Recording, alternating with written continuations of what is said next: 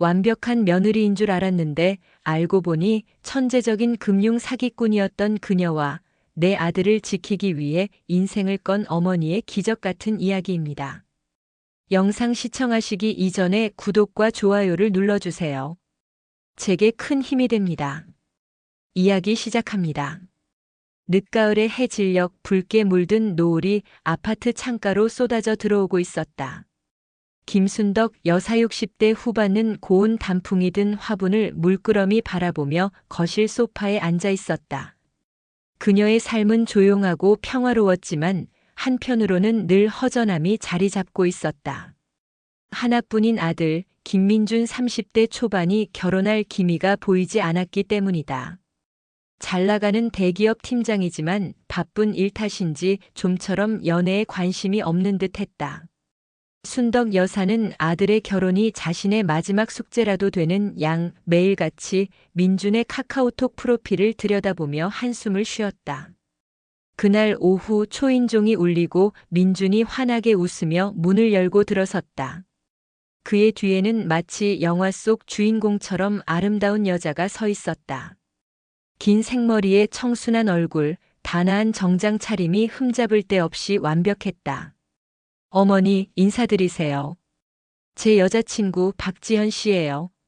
민준의 목소리에는 그 어느 때보다 설렘이 가득했다. 순덕 여사는 그제야 활짝 웃으며 그녀를 맞았다. 어서 와요. 이렇게 예쁜 아가씨를 뒀다니 내가 복이 많은가 봐요. 박지현은 순덕 여사에게 정중하게 고개를 숙이며 말했다. 안녕하세요, 어머님. 민준 씨한테 어머님 이야기 많이 들었어요. 직접 뵙고 싶었는데 이제야 찾아뵙네요. 그녀의 목소리는 조곤조곤 부드러웠고 그 태도에는 조금의 흐트러짐도 없었다. 순덕 여사는 지연의 손을 잡고 따스한 미소를 지었다.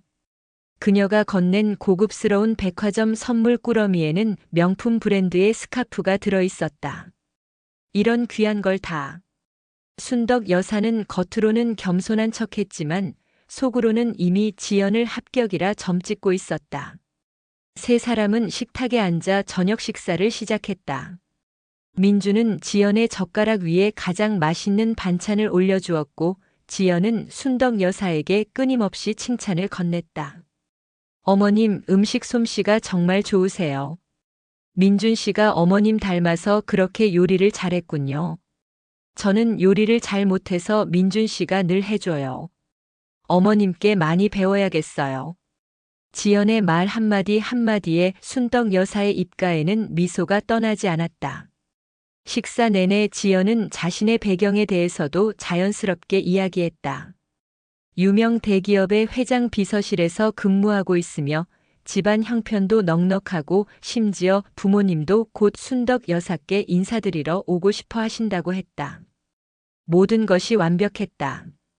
순덕 여사는 이렇게 흠잡을 데 없는 아가씨가 자신의 아들을 좋아해 준다는 사실에 가슴이 벅차올랐다. 그녀는 민준의 손을 잡고 조용히 속삭였다. 민준아, 이런 좋은 인연 놓치면 안 돼. 어머니는 정말 내가 빨리 결혼했으면 좋겠다. 민준은 쑥스럽게 웃으며 고개를 끄덕였다. 그날 밤 순덕 여사는 평생 느껴보지 못했던 행복감에 들떠 잠을 이루지 못했다. 주말 오후 순덕 여사는 아들과 예비 며느리와 함께 동네에서 가장 유명한 카페를 찾았다. 민주는 지연의 손을 꼭 잡고 연신 행복한 표정을 지었고 순덕 여사는 그런 아들의 모습을 보는 것만으로도 배가 불렀다. 어머님, 이 케이크 정말 맛있어요. 어머님도 한 입 드셔보세요. 지연은 순덕 여사에게 케이크를 먹여주며 살갑게 굴었다. 순덕 여사는 마치 진짜 딸을 얻은 것 같아 뿌듯한 마음이 들었다. 카페는 사람들로 북적였다. 잠시 후 한 젊은 아르바이트생이 음료를 가져오다가 실수로 순덕 여사의 옷에 뜨거운 커피를 쏟았다. 아이고, 죄송합니다. 정말 죄송해요, 손님. 그 젊은 직원은 연신 고개를 숙이며 사과했고 순덕 여사는 괜찮다며 손을 저었다. 괜찮아요, 괜찮아요. 일부러 그런 것도 아니고. 직원은 사과의 표시로 냅킨 뭉치를 순덕 여사에게 건넸다. 일단 이걸로 좀 닦으세요. 죄송합니다. 순덕 여사는 직원이 사라진 뒤 냅킨으로 옷을 닦았다. 그 순간 냅킨 뭉치 안에 무언가 접힌 종이가 들어있는 것을 발견했다. 호기심에 쪽지를 펼쳐본 순덕 여사의 눈이 휘둥그레졌다. 삐뚤빼뚤한 글씨체로 이렇게 적혀 있었다. 저 여자 사기꾼이에요. 지난번에도 다른 남자한테 똑같이 접근했어요. 조심하세요. 순덕 여사의 심장이 철렁 내려앉았다. 손이 떨리고 심장이 마구 뛰기 시작했다. 그녀는 민준과 지연이 눈치채지 못하도록 쪽지를 황급히 구겨쥐었다. 옆에서 즐겁게 대화하던 민준과 지연의 웃음소리가 마치 천둥처럼 크게 들렸다. 순덕 여사의 머릿속은 온통 혼란스러웠다. 이게 대체 무슨 소리지? 누가 장난을 친 건가? 아니면 정말? 그녀는 지연의 얼굴을 다시 보았다. 아까까지만 해도 세상에서 가장 완벽해 보였던 그 얼굴이 왠지 모르게 낯설게 느껴졌다. 그녀의 웃음도 부드러운 목소리도 모두 연기처럼 느껴졌다. 그날 이후 순덕 여사의 마음은 불안으로 가득 찼다. 아들에게 쪽지 이야기를 꺼낼까 고민했지만 만약 오해였다면 아들이 자신을 의심할까봐 선뜻 말할 수 없었다. 그녀는 직접 진실을 밝혀내기로 결심했다. 그 길로 순덕 여사는 예전에 지연이 말했다던 회사 이름과 위치를 기억해냈다. 인터넷 검색을 통해 회사 홈페이지를 찾고 대표이사 이름까지 확인했다. 그녀는 조심스럽게 회사 대표 번호로 전화를 걸었다. 여보세요, 김순덕이라고 합니다. 혹시 박지현이라는 직원이 그쪽 비서실에 근무하고 있는지 여쭤봐도 될까요? 수화기 너머로 한참 동안 침묵이 흘렀다. 죄송합니다만 저희 회사 비서실에는 박지현이라는 직원이 없습니다. 순덕 여사의 심장이 다시 한번 철렁 내려앉았다. 그녀는 혹시나 해서 다시 한번 물었다. 정말요? 얼마 전에 입사했다고 들었는데. 네, 저희 회사에는 그런 직원이 없습니다. 단호한 대답에 순덕 여사는 할 말을 잃었다. 수화기를 내려놓는 순간 그녀의 머릿속에 쪽지의 글씨가 다시 떠올랐다. 저 여자 사기꾼이에요. 지난번에도 다른 남자한테 똑같이 접근했어요. 모든 퍼즐 조각이 맞춰지는 듯 했다. 순덕 여사는 온몸에 소름이 돋았다. 순덕 여사는 그날 밤 한숨도 잘 수 없었다. 아들의 행복을 깨트리고 싶지 않았지만 이대로라면 아들이 위험에 빠질 수도 있다는 생각에 온몸이 떨렸다. 그녀는 다음 날 아침 일찍 조카딸 미나에게 도움을 청하기로 했다. 컴퓨터를 잘 다루는 미나가 이 사건을 해결해 줄 수 있을 거라고 믿었다. 미나는 순덕 여사의 이야기를 듣고 처음에는 믿지 못했다. 이모 설마요. 민준 오빠 여자친구가 그럴 리가요. 하지만 순덕 여사가 쪽지와 회사에 전화했던 이야기를 들려주자 미나의 표정이 심각해졌다. 이모, 일단 제가 사진으로 한번 찾아볼게요. 요즘에는 얼굴 사진만으로도 많은 정보를 찾을 수 있거든요. 미나는 순덕 여사가 몰래 찍어둔 지연의 사진을 받아들고 컴퓨터로 검색을 시작했다. 사진을 여러 각도로 돌려가며 검색 엔진에 이미지를 입력했다. 한참 동안의 검색 끝에 미나의 입에서 작은 비명이 터져 나왔다. 이모, 여기 보세요. 컴퓨터 화면에는 박지현의 얼굴과 똑같은 여자가 다른 이름으로 여러 사이트에 등장하고 있었다. 김민서, 이지혜, 최유라. 심지어 결혼정보업체, 중고차 거래 사이트, 심지어는 작은 스타트업의 투자자를 모집하는 글에도 그녀의 사진이 버젓이 올라와 있었다. 각각의 글에는 자산가 집안의 막내딸, 유명 법률사무소 변호사, 의사 등 화려한 직함이 붙어 있었다. 세상에. 순덕 여사는 떨리는 손으로 마우스를 움켜쥐었다. 이게 다 동일 인물이라고. 미나가 고개를 끄덕였다. 네, 이모. 사진 분석 결과 동일 인물로 거의 99% 확신할 수 있어요. 심지어 여기 보면 이 여자가 사기를 쳤다는 피해자들의 댓글도 달려 있어요. 이 여자에게 수천만 원을 뜯겼다. 결혼을 약속하고 돈을 빌려가 잠적했다. 순덕 여사의 눈앞이 캄캄해졌다. 아들의 여자친구가 연쇄 사기꾼이라니 믿을 수 없는 현실이었다. 하지만 아직 해결되지 않은 의문이 하나 남아 있었다. 쪽지를 건넨 카페 직원은 대체 누구였을까? 그 직원이 박지현에 대해 어떻게 알았을까? 순덕 여사는 용기를 내어 미나와 함께 다시 그 카페를 찾아갔다.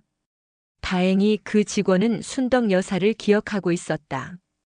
순덕 여사는 조심스럽게 쪽지 이야기를 꺼냈다.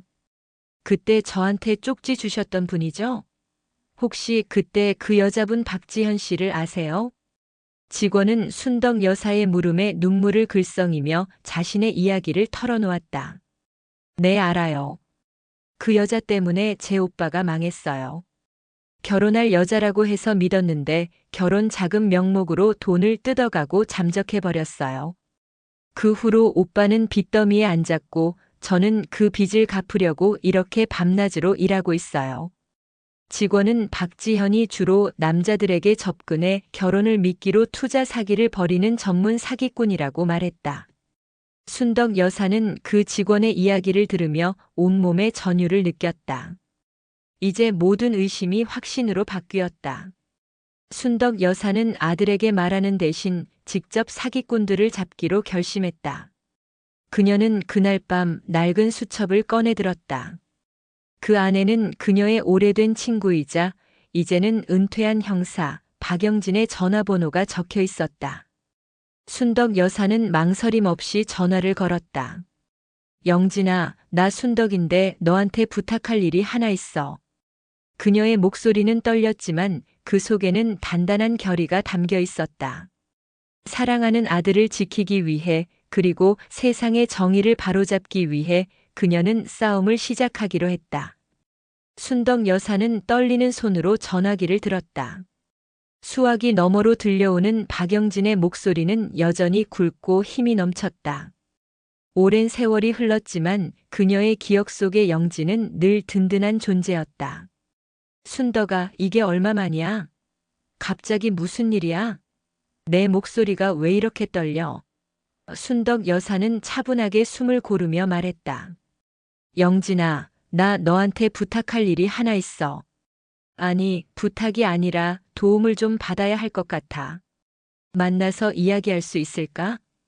영진은 순덕 여사의 심상치 않은 목소리에 무언가 큰일이 벌어졌음을 직감했다. 알겠어. 내일 오전 10시 우리 동네 늘 가던 찻집으로 와. 다음 날 아침 순덕 여사는 약속 장소에 도착했다. 영진은 이미 와서 따뜻한 차를 마시며 그녀를 기다리고 있었다. 그는 은퇴 후에도 여전히 날카로운 눈빛을 간직하고 있었다. 순덕 여사는 한참을 머뭇거리다 드디어 입을 열었다. 그녀는 아들 민준의 여자친구 박지현의 등장부터 시작해 카페 직원의 쪽지, 그리고 미나와 함께 파헤친 충격적인 진실까지 모든 것을 상세하게 이야기했다. 그녀의 목소리는 떨렸고 때때로 울컥하기도 했다. 영진은 순덕 여사의 이야기를 듣는 내내 아무 말 없이 그녀를 응시했다. 그는 테이블 위에 놓인 구겨진 쪽지, 미나가 찾아낸 인터넷 검색 기록을 꼼꼼히 살폈다. 그의 눈빛은 어느새 형사의 그것으로 되돌아와 있었다. 순덕아, 내 말이 사실이라면 이건 단순한 사기 사건이 아니야. 조직적인 범죄일 가능성이 높아. 한 명을 노리는 게 아니라 여러 명의 피해자를 만들어내는 전문 사기단일 확률이 커. 영진의 목소리는 차분했지만 그 속에는 냉철한 분석이 담겨 있었다.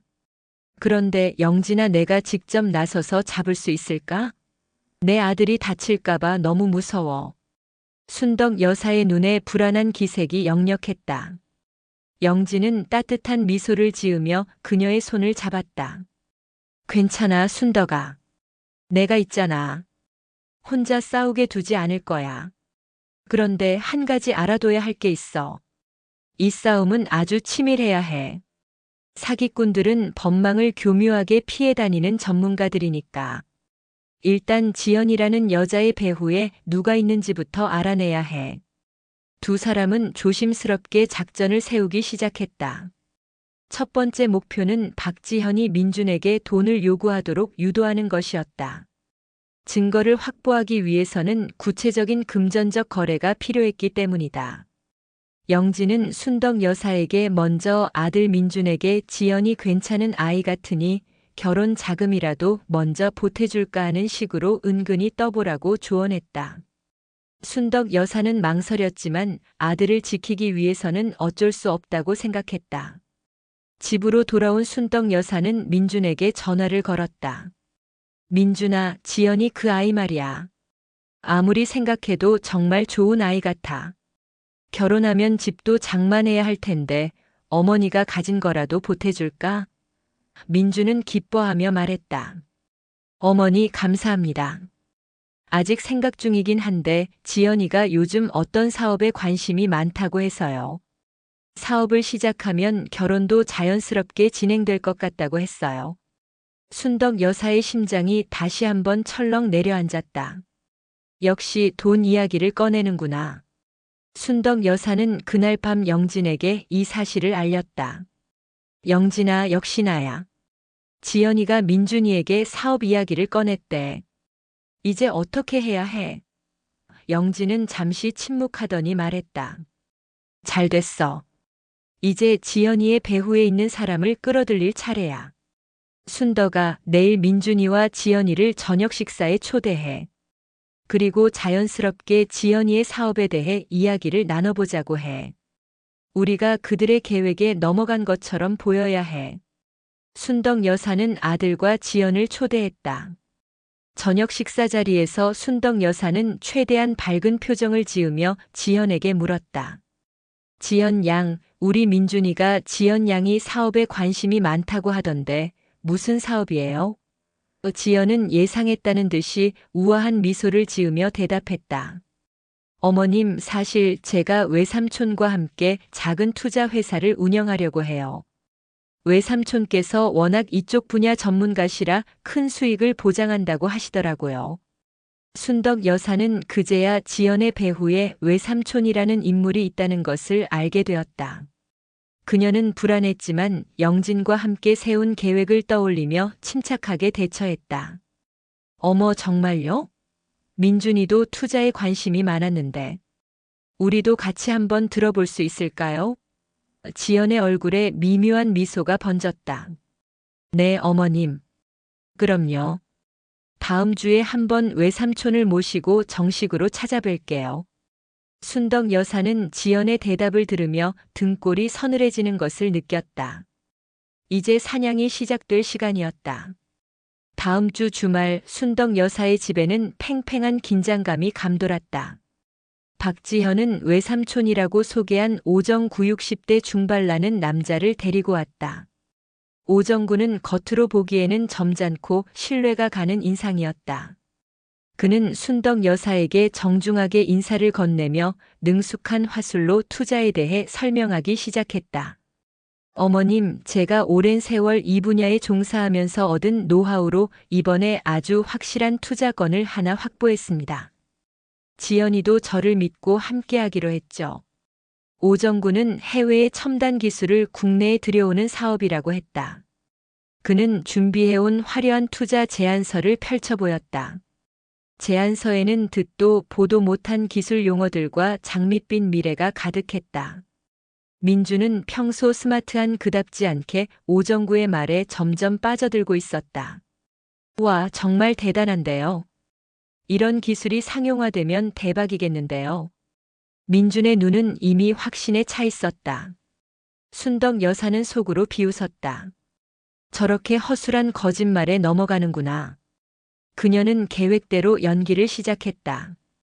대표님 말씀 들어보니 정말 솔깃하네요. 그런데 저희 같은 평범한 사람들이 이런 큰 투자에 참여해도 괜찮을까요? 순덕 여사의 말에 오정구는 인자한 미소를 지으며 대답했다. 어머님, 당연하죠. 저희는 가족 같은 분들에게만 기회를 드리고 있습니다. 지연이의 미래도 걸린 일인데 제가 어찌 함부로 하겠습니까? 순덕 여사는 민준에게 말했다. 민준아, 어머니가 전에 보태준다는 결혼 자금 이쪽에 투자해보는 건 어때? 좋은 기회 같은데. 민준은 놀란 표정으로 순덕 여사를 바라보았다. 어머니, 정말이요? 순덕 여사는 고개를 끄덕였다. 그럼 엄마가 내 결혼 자금 보태주는 것보다 이게 훨씬 낫지 않겠니? 지현과 오정구의 눈빛이 순간적으로 교차했다. 그들은 순덕 여사가 미끼를 물었다고 확신하는 듯 했다. 오정구는 한층 더 적극적으로 순덕 여사를 설득했다. 어머님, 저희가 특별히 어머님께는 지분 일부를 더 드릴게요. 민준이와 지연이가 결혼하면 어차피 한 가족이 될 텐데 미리 가족끼리 좋은 일하는 거죠. 순덕 여사는 일부러 망설이는 척하다가 말했다. 글쎄요, 그렇게 큰 돈을 한 번에 다 드릴 수는 없고 일단 일부만 먼저 투자할 수 있을까요? 보고 나서 괜찮으면 나머지도 진행하는 걸로요. 오정구의 얼굴에 살짝 실망한 기색이 스치고 지나갔지만 이내 미소를 되찾았다. 네, 어머님. 그럼요. 그럼 우선 계약서부터 작성하시죠. 다음 주에 변호사와 함께 다시 찾아뵙겠습니다. 오정구와 박지현이 돌아간 후 순덕 여사는 곧바로 영진에게 전화했다. 영진아, 그들이 미끼를 물었어. 다음 주에 계약서 쓰러 온대. 변호사까지 대동한다고 하네. 영진은 담담한 목소리로 대답했다. 그래, 잘했어. 이제부터가 진짜 시작이야. 그들이 계약서를 들고 오면 우리는 그들이 절대 의심하지 않을 장소로 그들을 유인해야 해.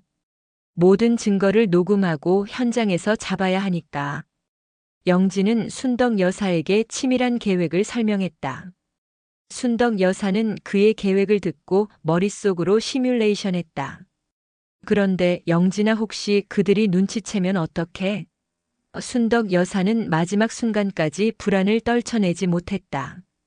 걱정 마, 순덕아. 내가 다 준비했어. 그들은 절대 눈치채지 못할 거야. 이제 우리에게 필요한 건 시간과 담력뿐이야. 모든 것을 끝낼 마지막 기회야. 순덕 여사는 영진의 말에 용기를 얻었다. 그녀는 아들을 지키기 위해 그리고 자신의 인생을 걸고 이 싸움에 뛰어들 준비를 마쳤다. 약속된 날 순덕 여사는 미리 예약해둔 호텔의 VIP 라운지로 나갔다. 이곳은 그녀가 영진과 상의해 고른 장소였다. 순덕 여사는 영진이 미리 설치해둔 녹음 장치와 소형 카메라가 작동하는지 확인했다. 영진은 라운지 건너편에서 그녀를 지켜보며 모든 상황을 통제하고 있었다. 순덕 여사의 심장은 쿵쾅거렸지만 겉으로는 여유로운 미소를 잃지 않았다. 잠시 후 오정구와 박지현 그리고 자신을 변호사라고 소개한 또 다른 공범이 라운지에 들어섰다. 그들의 표정에는 승리에 대한 확신이 가득했다. 그들은 순덕 여사를 보자마자 환하게 웃으며 악수를 청했다. 어머님, 기다리셨죠? 변호사님께서는 어머님께서 투자하신다고 하니 아주 좋은 조건으로 계약서를 만들어 주셨습니다. 테이블 위에는 두꺼운 계약서가 놓여 있었다. 계약서의 내용은 복잡하고 어려웠지만 요점은 하나였다. 순덕 여사가 거액을 투자하고 그 대가로 엄청난 수익을 얻는다는 내용이었다.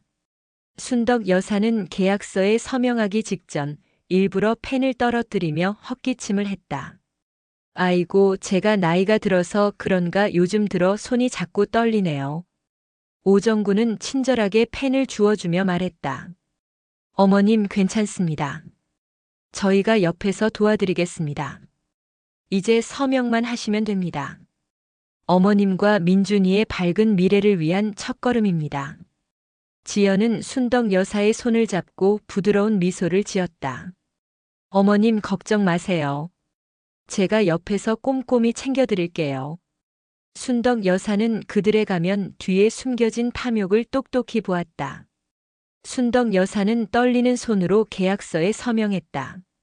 그 순간 라운지 문이 활짝 열리며 형사들이 들이닥쳤다. 경찰입니다. 손 들고 가만히 계세요. 오정구, 박지현 그리고 변호사의 얼굴은 하얗게 질렸다. 그들은 상황을 파악하지 못하고 순덕 여사를 멍하니 바라보았다. 어머님 이게 무슨? 박지현의 목소리가 떨렸다. 영진이 형사들과 함께 나타났다. 그는 오정구를 향해 말했다. 오정구 씨 금융사기, 공문서 위조 등 여러 혐의로 긴급 체포합니다. 오정구는 순순히 수갑을 차지 못하고 버둥거렸다. 이보시오, 이 사람이 무슨 소리를 하는 거야? 나는 그냥 투자 전문가라고. 순덕 여사는 그를 향해 차가운 미소를 지었다. 아니죠, 오정구 씨. 당신은 사기꾼이죠. 그리고 이 계약서도 모두 위조된 거죠. 박지현은 순덕 여사에게 다가와 애원하듯 말했다. 어머님, 저를 믿으셔야죠. 민준 씨를 위해서라도. 순덕 여사는 단호하게 그녀의 손을 뿌리쳤다. 민준이의 미래를 망치려는 당신을 내가 어찌 믿을 수 있겠니? 그리고 내가 누군지 난 이미 다 알고 있어. 김민서, 이지혜, 최유라 어느 이름으로 불러줘야 할까? 지연의 얼굴은 절망과 경악으로 일그러졌다. 그때 민준이 라운지 안으로 들어섰다. 그는 모든 상황을 지켜보고 있었다. 순덕 여사가 사건의 진실을 밝히기 위해 얼마나 많은 노력을 했는지, 자신의 여자친구가 어떤 사람이었는지 모든 것을 알게 된 민준은 충격과 배신감에 휩싸였다. 어머니. 민준의 눈가에 눈물이 맺혔다. 순덕 여사는 아들을 보며 안도의 한숨을 내쉬었다.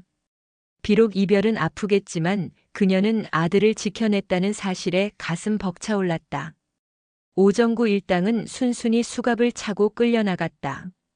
그들의 눈에는 더 이상 탐욕 대신 공포가 가득했다. 순덕 여사는 그들을 바라보며 조용히 속삭였다. 당신들 내 아들을 건드린 죄 제대로 치르게 해줄 거야. 경찰서로 향하는 차 안에서 민주는 아무 말도 하지 않았다. 그의 시선은 창밖의 야경에 닿아 있었지만 그의 눈은 아무것도 담고 있지 않았다. 순덕 여사는 조용히 아들의 손을 잡았다. 민준의 손은 차가웠다. 어머니의 따뜻한 손길에 민준은 그제야 천천히 고개를 돌려 순덕 여사를 바라보았다. 그의 눈에는 충격과 배신감 그리고 미안함이 뒤섞여 있었다. 어머니 어떡해. 민준은 더 이상 말을 잇지 못했다.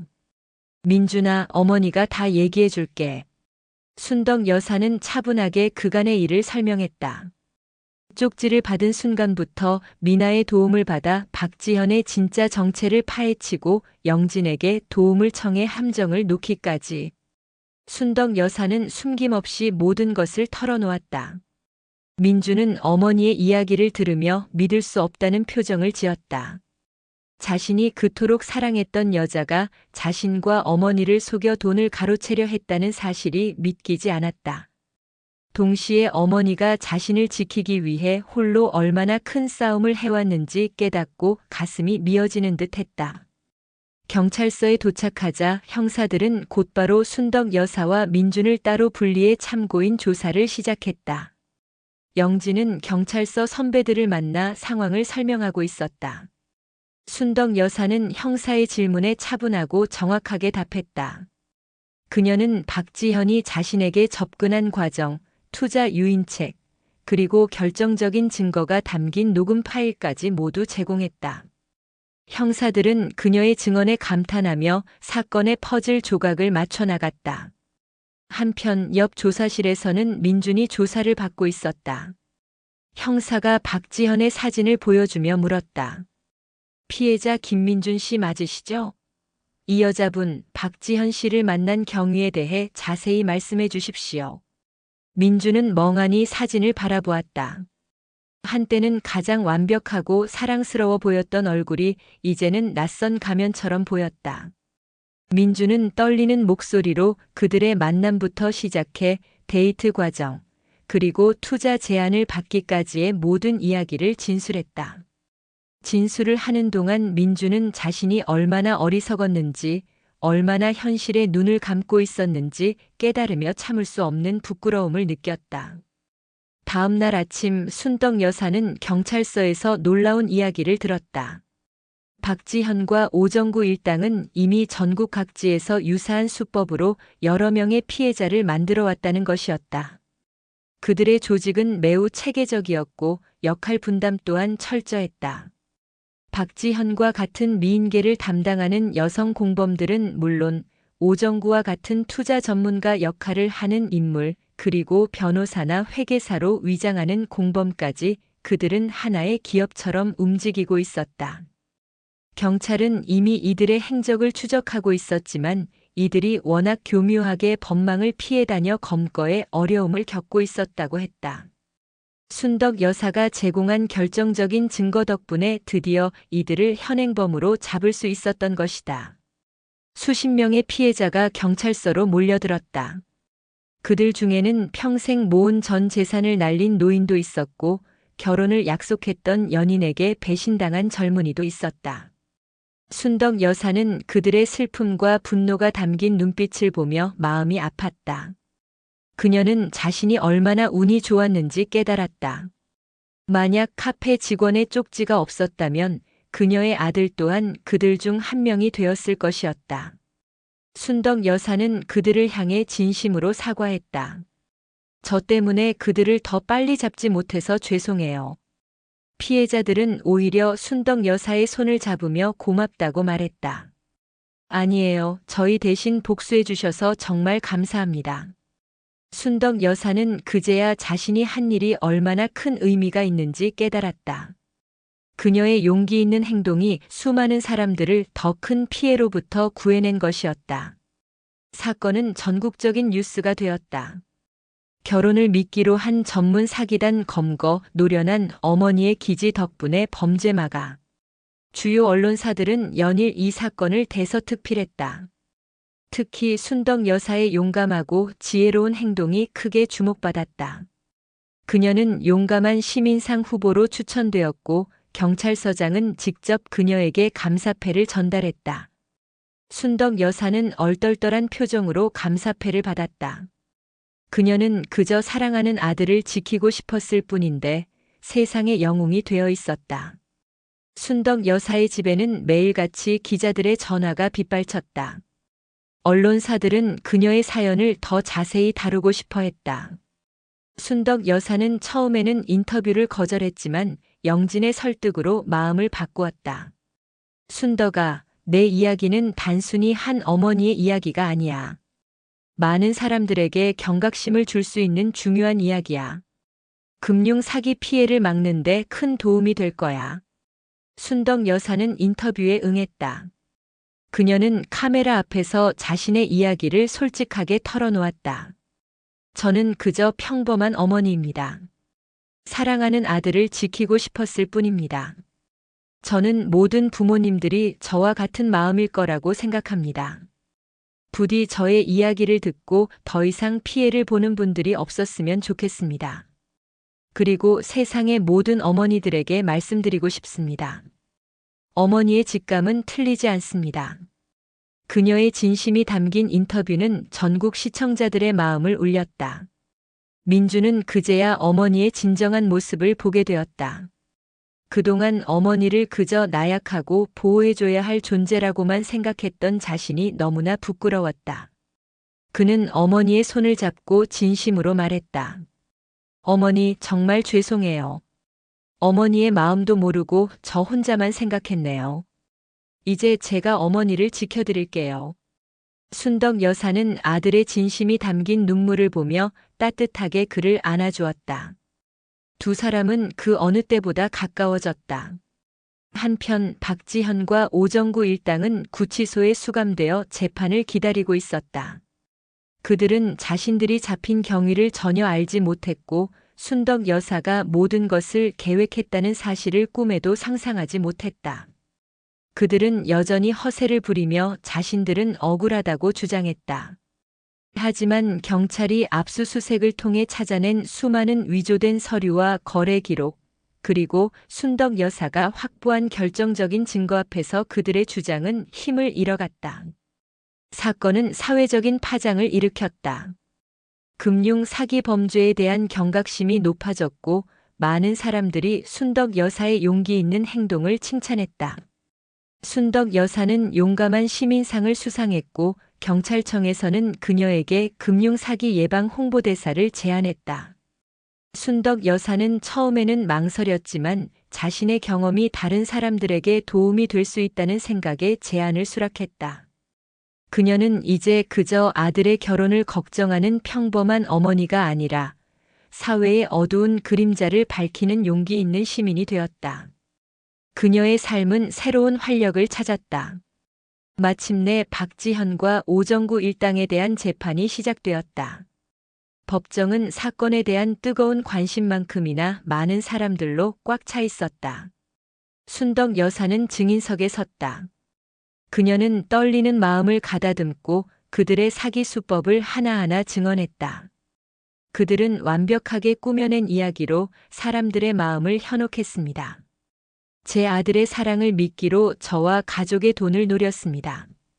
그녀의 증언은 담담했지만 그 안에는 분노와 슬픔이 고스란히 담겨 있었다. 검사가 순덕 여사에게 물었다. 피고인들이 사기꾼이라는 것을 확신한 결정적인 계기가 무엇입니까? 순덕 여사는 단호하게 말했다. 카페 직원의 쪽지였습니다. 그리고 그들이 다닌다는 회사에는 그들의 이름이 없었습니다. 모든 것이 거짓이었습니다. 검사는 순덕 여사가 제공한 녹음 파일을 법정에서 재생했다. 오정구와 박지현이 순덕 여사에게 투자를 권유하며 자신들이 전문가라고 주장하는 목소리가 법정 안에 울려 퍼졌다. 결정적인 순간 오정구는 가족이라는 단어를 사용하며 순덕 여사를 안심시키려 했다. 그들의 목소리는 명백한 증거였다. 피고인 측 변호사는 순덕 여사가 조작했을 가능성을 제기하며 반격했다. 증인께서 사전에 녹음 장치를 준비했다는 것은 이 사건 자체가 유인된 범죄라는 것을 의미하는 것 아닙니까? 그리고 쪽지를 건넨 카페 직원의 신빙성은 어떻게 담보할 수 있습니까? 변호사의 날카로운 질문에 순덕 여사는 잠시 흔들렸지만 영진의 따뜻한 눈빛을 보고 다시금 용기를 얻었다. 저는 그저 저의 아들을 지키기 위해 행동했습니다. 그리고 쪽지를 건넨 그 직원은 그들에게 사기당한 피해자였습니다.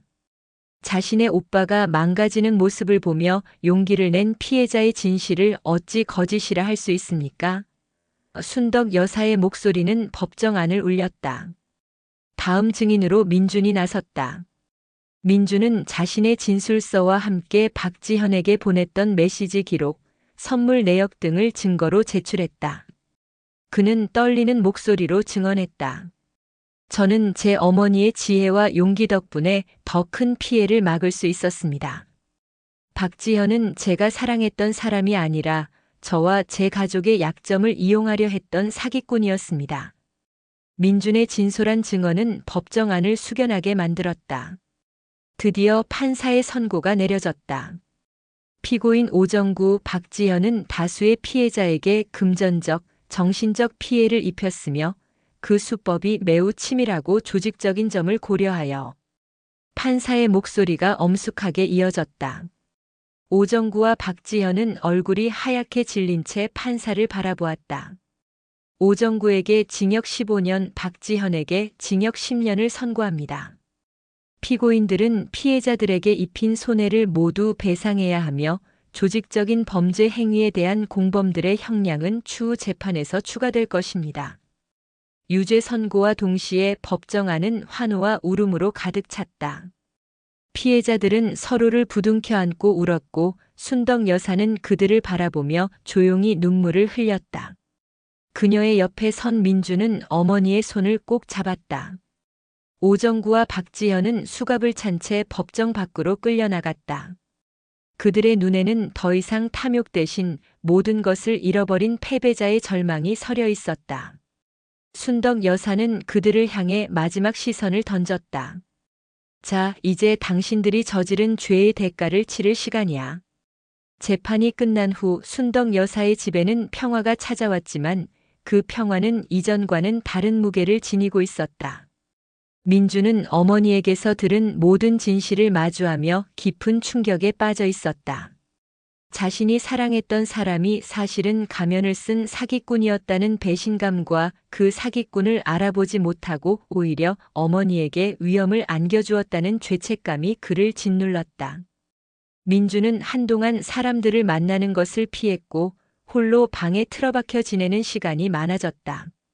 순덕 여사는 그런 아들을 보며 안타까워했다. 그녀는 민준에게 섣부른 위로나 조언을 건네지 않았다. 대신 매일 아침 따뜻한 국밥을 끓여 아들의 방문 앞에 놓아두었다. 밤에는 아들의 방문 앞에서 조용히 책을 읽거나 뜨개질을 하며 그의 옆을 지켰다. 그녀는 민준이 스스로 상처를 치유할 수 있도록 묵묵히 기다려주었다. 며칠이 흐른 후 민준은 먼저 어머니에게 다가왔다.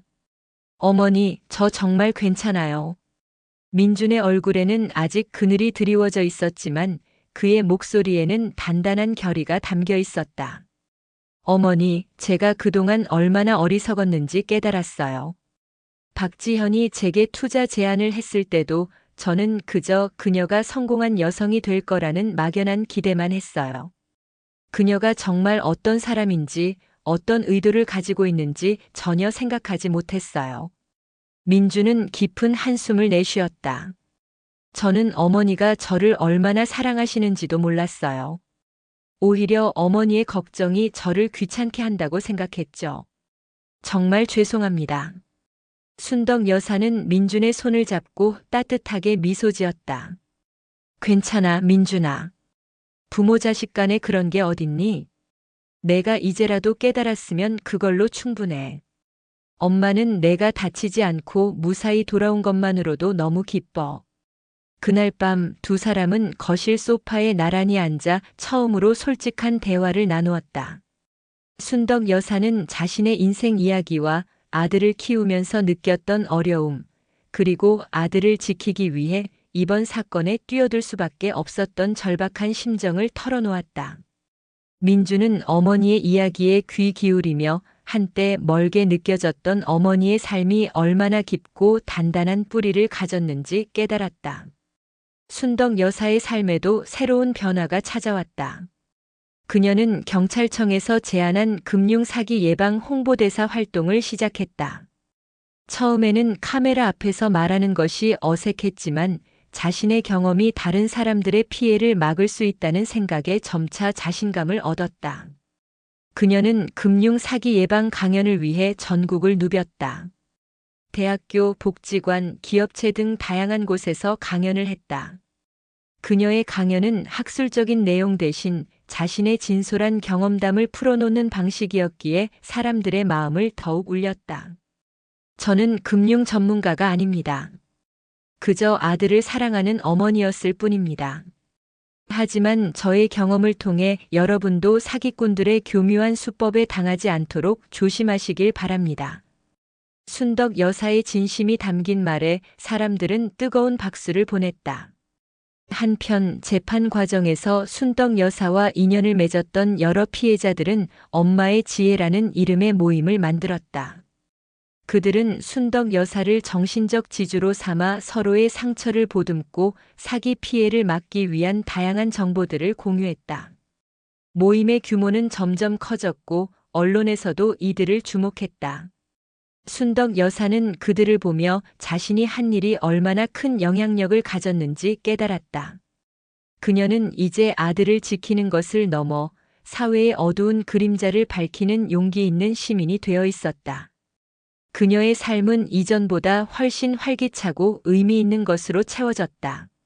세간의 관심이 조금씩 사그라들고 순덕 여사와 민준의 삶이 평온을 되찾아가던 어느 날이었다. 순덕 여사는 우편함에서 이상한 편지를 발견했다. 편지 봉투에는 발신인이 적혀 있지 않았고 안에는 아무 내용 없이 검은 종이 한 장만 들어 있었다. 순덕 여사는 대수롭지 않게 여겨 편지를 버렸다. 하지만 다음 날 아침 그녀가 현관문을 열었을 때 문 앞에는 죽은 새 한 마리가 놓여 있었다. 순덕 여사는 소스라치게 놀라 비명을 질렀다. 어머니, 왜 그러세요? 민준이 놀라 뛰어나왔다. 순덕 여사는 떨리는 손으로 죽은 새를 가리켰다. 민준의 얼굴도 하얗게 질렸다. 어머니, 이거 누가 한 짓일까요?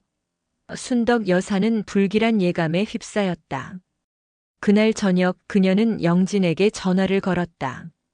영진아, 나 순덕인데 이상한 일이 자꾸 일어나. 순덕 여사는 죽은 새와 검은 종이 이야기를 털어놓았다. 영진은 잠시 침묵하더니 말했다.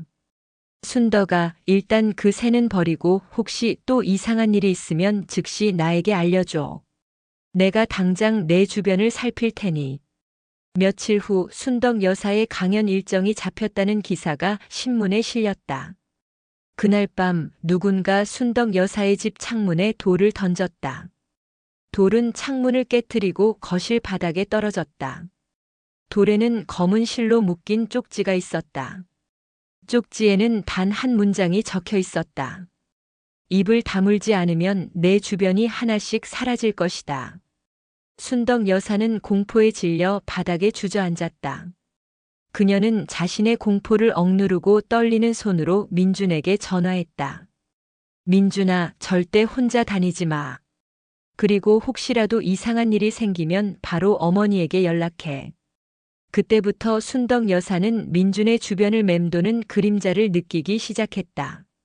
민준의 차 타이어에 구멍이 났고 그의 SNS 계정에는 알 수 없는 사람들이 협박성 메시지를 보내기 시작했다.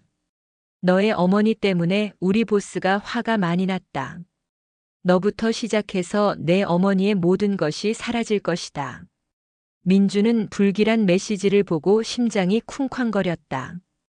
그는 곧바로 순덕 여사에게 달려갔다.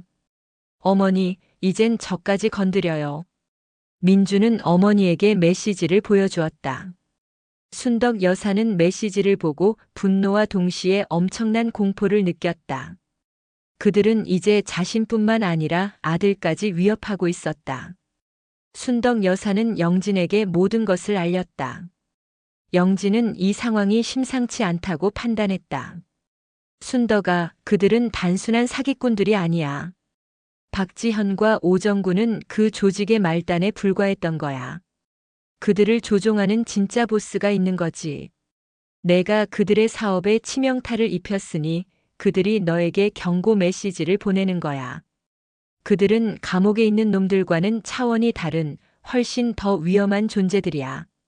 순덕 여사는 그제야 모든 것이 이해되었다. 그들의 사기 수법이 왜 그렇게 치밀했는지, 오정구가 왜 그렇게 자신만만했는지. 그녀는 자신의 용기가 오히려 더 큰 위협을 불러왔다는 사실에 자책했다. 하지만 후회만 하고 있을 수는 없었다. 그녀는 다시 한번 싸우기로 결심했다. 이번에는 아들의 목숨까지 걸린 위험한 싸움이었다. 순덕 여사와 영진은 경찰청에 찾아가 그간의 위협을 모두 진술했다. 영진은 순덕 여사에게 보내진 편지와 죽은 새, 그리고 창문에 던져진 돌과 쪽지를 증거로 제출했다. 경찰은 영진의 증언을 듣고도 처음에는 반신반의하는 표정이었다. 박영진 형사님, 혹시 순덕 여사님께서 불안감에. 영진은 단호하게 말했다. 이건 불안감이 아니야. 명백한 위협이야. 이 조직은 우리가 생각했던 것보다 훨씬 거대하고 위험한 조직이라고. 경찰은 마지못해 순덕 여사의 주변에 순찰을 강화하기로 했다. 하지만 순덕 여사는 그들의 미지근한 반응에 실망했다. 그녀는 그들이 진정으로 자신들을 지켜줄 수 없을 거라고 생각했다. 그래서 그녀는 직접 나서서 보스의 정체를 파헤치기로 결심했다. 순덕 여사는 자신이 가진 모든 인맥을 동원했다. 그녀는 엄마의 지혜 모임의 회원들에게 도움을 요청했다. 그들은 순덕 여사의 이야기에 분노하며 기꺼이 그녀를 돕겠다고 나섰다. 그들 중에는 전직 IT 전문가, 은퇴한 기자, 그리고 기업의 회계사 출신도 있었다. 순덕 여사는 이들을 중심으로 새로운 팀을 꾸렸다. 첫 번째 목표는 박지현과 오정구 일당의 통화 기록을 다시 분석하는 것이었다. 법정에서 공개되지 않았던 그들이 수감되기 전 마지막으로 통화했던 상대방을 찾아내는 것이었다. 순덕 여사는 영진을 통해 경찰이 수집했던 통화 기록 자료를 얻었다.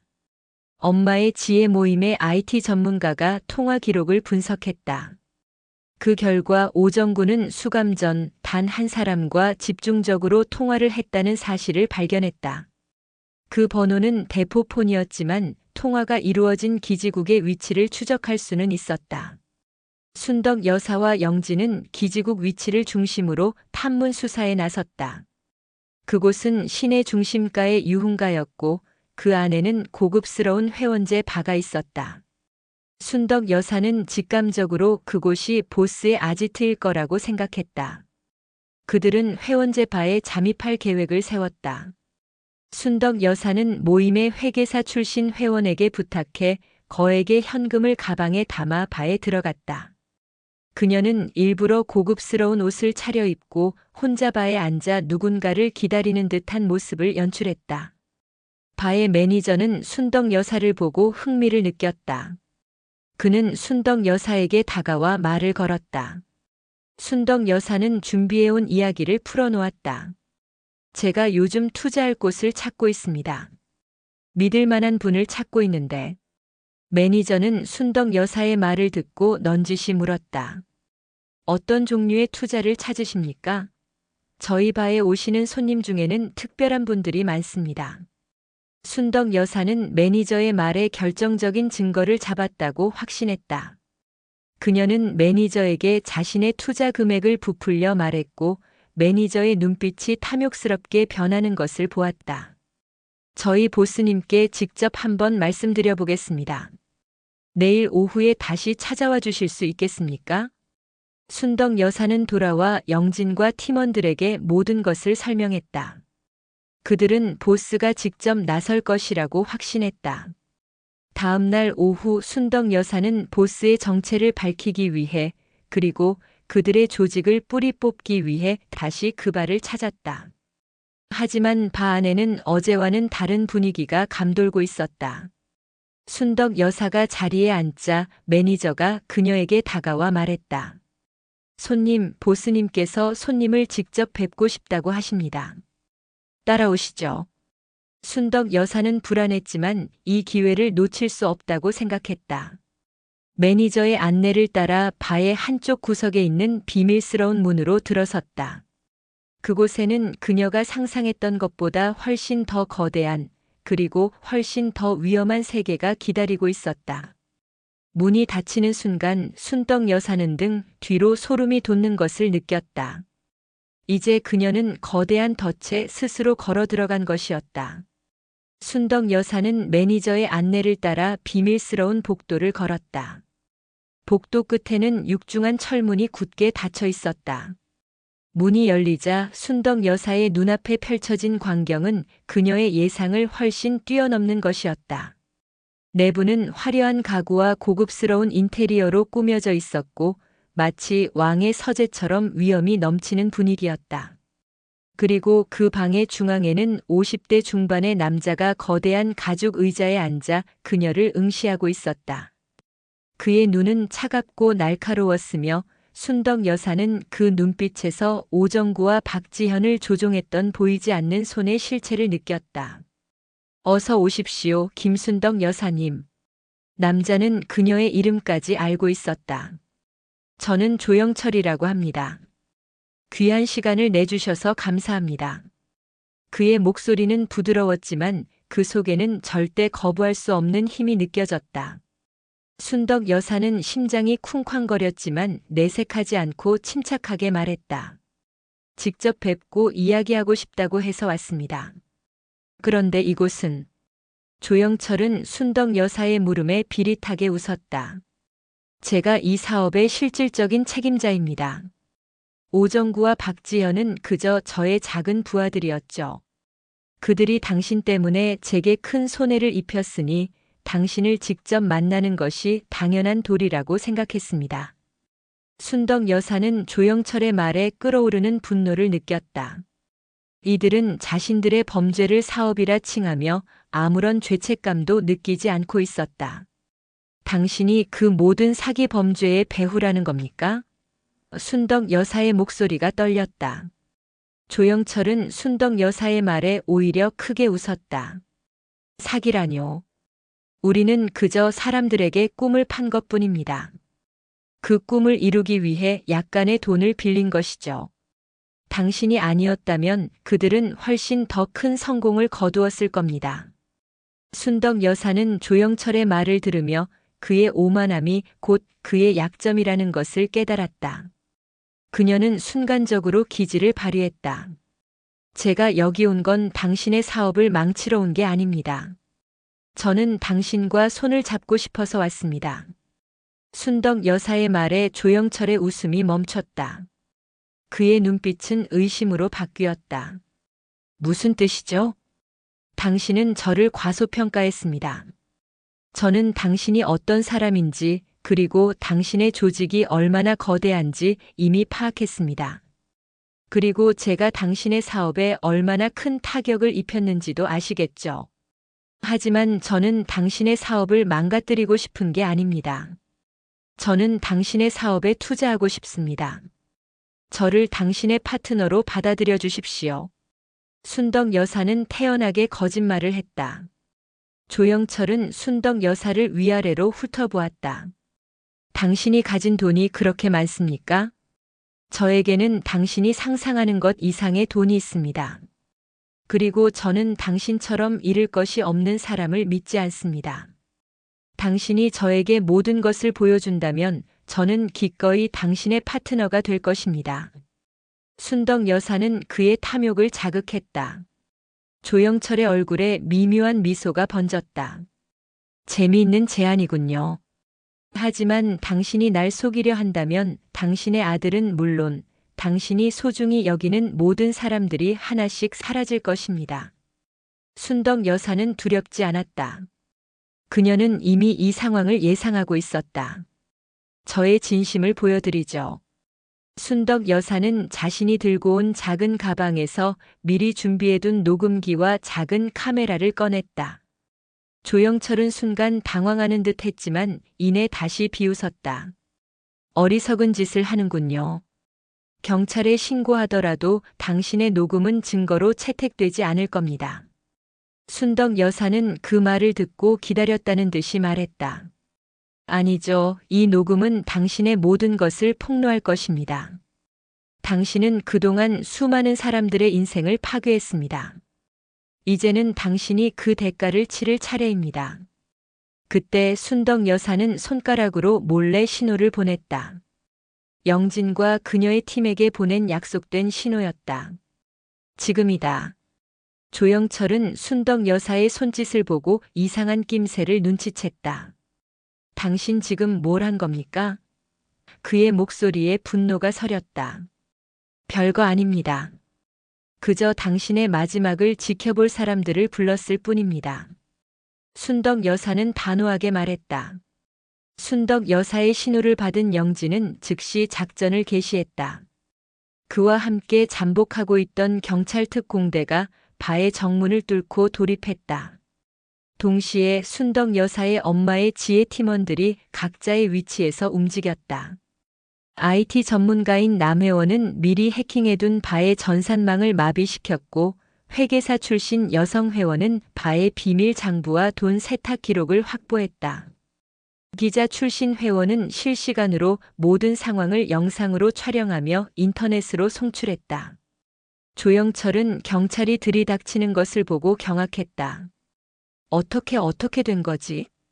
그의 눈은 혼란으로 가득 차 있었다. 순덕 여사는 조용히 미소 지으며 말했다. 당신이 한 가지 간과한 게 있습니다. 당신은 사람들의 탐욕을 이용했지만 저는 사람들의 지혜를 이용했습니다. 당신은 혼자였지만 저는 혼자가 아니었습니다. 경찰들은 순식간에 조영철과 그의 부하들을 제압했다. 영진은 조영철에게 다가와 수갑을 채웠다. 조영철 씨 사기, 공갈, 그리고 살인 미수 혐의로 긴급 체포합니다. 조영철은 순순히 잡히지 않고 버둥거렸다. 이건 함정이야. 함정이라고. 영진은 그의 외침을 무시했다. 우리가 모든 것을 알고 있습니다. 당신의 검은 사업과 당신의 죄악들을. 그때 순덕 여사의 뒤에서 수많은 엄마의 지혜 회원들이 나타났다. 그들은 각자 손에 카메라와 휴대폰을 들고 조영철을 향해 플래시를 터뜨렸다. 그들의 눈에는 분노와 함께 정의를 향한 뜨거운 열망이 담겨 있었다. 이제 당신의 얼굴이 온 세상에 알려질 겁니다. 더 이상 당신 같은 악당이 평범한 사람들의 삶을 망치게 두지 않을 겁니다. 회원들의 외침에 조영철의 얼굴은 절망으로 일그러졌다. 그는 비로소 자신이 어떤 존재들과 싸웠는지 깨달았다. 돈을 좇는 탐욕스러운 사람들과 달리 사랑과 정의를 지키려는 용감한 보통 사람들이었다. 모든 상황은 실시간으로 인터넷에 생중계되었다. 경찰의 정식 발표보다도 빠르게 순덕 여사의 이야기는 전국을 넘어 전 세계로 퍼져나갔다. 언론들은 이 사건을 엄마들의 연대가 이룬 기적이라고 칭송했다. 순덕 여사는 더 이상 단순한 개인의 영웅이 아니었다. 그녀는 평범한 시민들이 뭉쳐 정의를 실현할 수 있다는 것을 보여준 희망의 상징이 되었다. 조영철 일당에 대한 재판은 전 국민의 관심 속에 빠르게 진행되었다. 순덕 여사가 확보한 녹음 파일, 엄마의 지혜 팀원들이 찾아낸 장부와 증거들, 그리고 피해자들의 수많은 증언이 쏟아져 나오면서 조영철과 그의 조직은 더 이상 빠져나갈 구멍이 없었다. 마지막 재판일, 판사는 엄숙한 목소리로 판결을 내렸다. 피고인 조영철에게 무기징역을 선고합니다. 피고인은 평생 반성하며 자신이 저지른 죄의 대가를 치러야 할 것입니다. 판결이 내려지자 법정 안은 뜨거운 박수와 환호성으로 가득 찼다. 조영철은 멍하니 판사를 바라보았다. 그의 눈에는 한때 빛나던 탐욕 대신 모든 것을 잃어버린 공허만이 남아 있었다. 그로부터 몇 달 후 순덕 여사는 또 다른 시상식에 섰다. 자랑스러운 대한민국 국민상 수상자로 선정된 것이었다. 그녀의 삶은 완전히 바뀌었다. 그녀는 금융 사기 예방 국민 강사로서 전국을 다니며 강연을 이어갔고 그녀의 이야기는 교과서에도 실릴 정도로 큰 귀감이 되었다.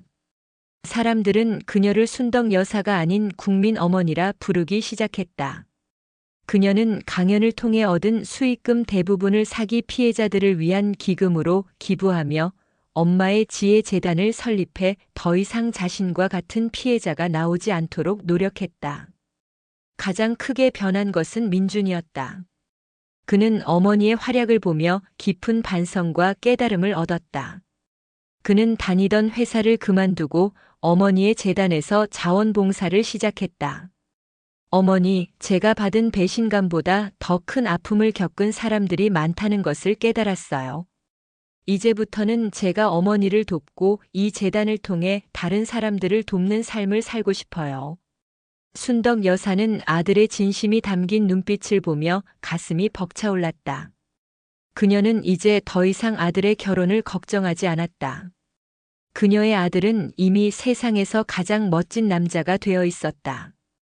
어느 맑은 가을날 순덕 여사는 한 대학교 강당에서 강연을 하고 있었다. 수많은 학생들과 시민들이 그녀의 이야기에 귀 기울이고 있었다. 여러분, 세상에는 믿을 수 없는 일들이 많습니다. 하지만 저는 한 가지를 믿습니다. 바로 어머니의 직감과 평범한 사람들이 뭉쳤을 때 만들어내는 기적의 힘을 말입니다. 저처럼 평범한 어머니도 해냈습니다. 여러분도 할 수 있습니다. 그녀의 강연이 끝나자 강당 안은 뜨거운 박수와 환호성으로 가득 찼다. 강연을 마친 후 순덕 여사는 민준과 함께 집으로 돌아왔다. 민준은 어머니의 어깨를 감싸 안으며 말했다. 어머니, 정말 자랑스러워요. 순덕 여사는 아들의 손을 잡고 따뜻하게 미소 지었다. 아니야, 민준아. 이 모든 것은 너를 지키기 위해 시작된 일이었단다. 그리고 이 모든 영광은 너와 함께한 시간 덕분이었어. 그날 밤 순덕 여사는 평생 느껴보지 못했던 행복감에 잠을 이루지 못했다. 그녀는 이제 더 이상 아들의 결혼을 걱정하지 않았다. 그녀의 인생은 이제 막 새로운 장을 시작하고 있었다. 사랑과 지혜, 그리고 용기를 무기로 세상을 변화시킨 위대한 어머니의 이야기는 그렇게 오래오래 빛나고 있었다. 영상이 즐거우셨다면 구독과 좋아요 부탁드립니다.